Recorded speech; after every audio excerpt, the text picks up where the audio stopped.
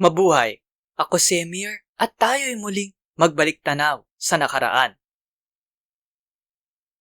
Parte ang video na ito ng aking mahabang bitinserye tungkol sa anti-terror law. Para panoorin ang buong video, pindutin ang link na nasa end screen o nasa description. Disclaimer lang po ha, babala. Para lang po magbigay impormasyon ang video na ito. Hindi po payong legal. Salamat po.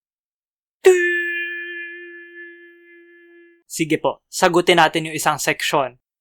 Ayon po sa section 4, habang buhay na kulong na walang parol. Kung yan po ang parusa, katumbas po niya ng reklusyon perpetua.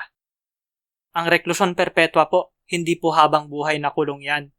May taning po yan, 40 years, ang maximum. At kung may parol, pag 20 years and 1 day na abot na, pwede nang makalaya ng conditional parol. Alam naman po natin kung ano yung good conduct time allowance, di ba? Kaya po, hindi 20 years and 1 day na actual na pagkakakulong. Dapat pong dalhin sa korte yung kinulong, warrantless, dahil lumabag sa Section 4 ng ATA. Dapat siyang dalhin sa loob ng 36 hours. Hindi po pwedeng lumagpas sa 36 hours kung walang kapangyarihang nakasulat mula sa ATC. I-like at i-share ang video na ito sa social media. Mag-subscribe at pindutin ang batingaw o bell. Panoorin ang iba pang Emir's Bitin, Baliktanaw/InHindsight. Suportahan ang palabas sa Patreon, sa PayPal, o magbigay ng crypto. Salamat sa kapatid kong si G-G Arts para sa aking avatar.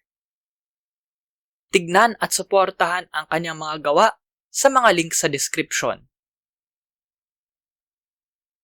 Para po panoorin ang buong seryeng ito, pindutin ang link na lalabas sa end screen.